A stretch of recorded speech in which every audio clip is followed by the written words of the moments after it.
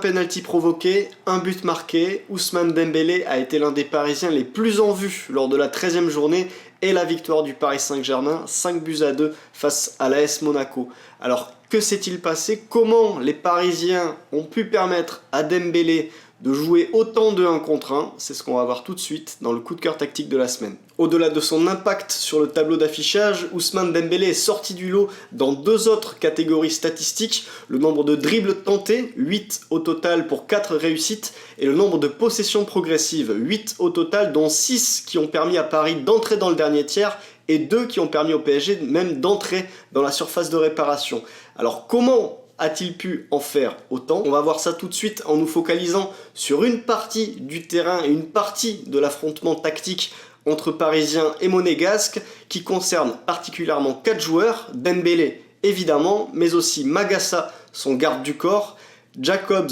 le piston gauche de l'AS Monaco, et Achraf Hakimi, le latéral parisien. Et on part sur cette séquence où l'on voit Lucas Hernandez donner la balle à Skriniar et le pressing de l'AS Monaco se déclencher. Jacobs, piston, sort sur Hakimi qui décroche vers le porteur de balle pendant que Magassa est au marquage de Dembélé. C'est du 1 contre 1 remporté ici par Dembélé qui prend le dessus sur Magassa, qui peut accélérer et qui a ensuite tout le terrain pour lancer Mbappé, bien repris cette fois par Wilfried Singo. Nouvelle séquence ici, il faut surveiller Jacobs en haut à gauche qui pour l'instant est avec Dembélé, qui là, Hakimi décroche, il va le chercher et du coup, qui est-ce qui est libre derrière? C'est Dembélé qui se donne du temps, qui colle la ligne de touche et de l'espace pour voir venir Magassa, et là il se retrouve 1 contre 1, une situation qu'il adore, 1 contre 1 et surtout de l'espace à attaquer dans la profondeur vers le but adverse, et voilà une nouvelle possession progressive et une entrée dans la surface pour le Paris Saint-Germain grâce à Dembélé. Nouvelle séquence ici, Jacobs est sur la ligne mais il sort sur Hakimi, il laisse Magassa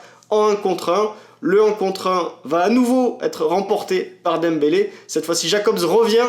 et arrive à gêner le centre du Parisien, mais qui maintient son effort et va chercher finalement le penalty avec cette erreur de Magassa. Penalty qui sera transformé évidemment par Mbappé. Nouvelle séquence, cette fois-ci on est en deuxième mi-temps, Dembélé est en bas à droite de l'écran, et là il faut surveiller à nouveau Jacobs et Magassa, avec un Jacobs qui va anticiper lui la passe vers Hakimi, la passe latérale, il laisse du coup Dembélé en 1 contre 1 avec Magassa, Dembélé qui est servi par Fabian Ruiz, et qui va pouvoir à nouveau aller provoquer le défenseur central monégasque et prendre le dessus avec un grand pont. Cette fois-ci, il y a le bon retour de Jacobs et le centre un peu raté quand même de l'ailier parisien. Nouvelle séquence ici, coup franc pour les Parisiens, et là ça va être joué très vite, et à nouveau Jacobs qui va se focaliser non pas sur l'aide de Magassa face à Dembélé, mais qui va se focaliser sur son adversaire direct, Achraf Hakimi, et que va faire Fabian Ruiz?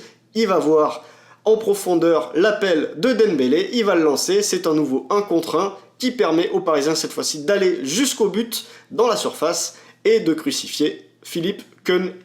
En se retrouvant souvent en 1 contre 1 avec Magassa, Dembélé a aussi attiré le défenseur monégasque où il voulait et surtout hors de la ligne défensive afin de libérer des espaces pour les prises de profondeur de ses coéquipiers, notamment Achraf Hakimi, c'est ce qu'on va voir dans la deuxième partie de cette palette. Et ça commence par un ballon qui arrive de la gauche vers la droite, avec les décrochages de Hakimi qui attire à lui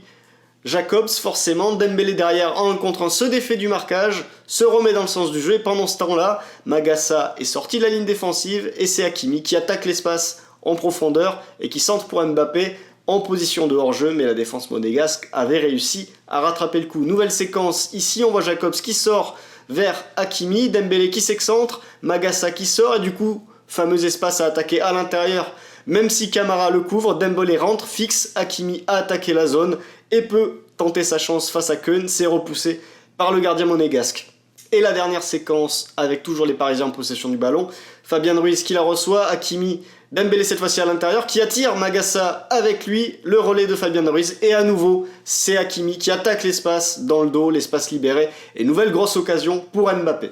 Bref, Hakimi face à Marseille, Dembélé face à Monaco, une chose est sûre, depuis le début de la saison, le côté droit du Paris Saint-Germain est en très grande forme.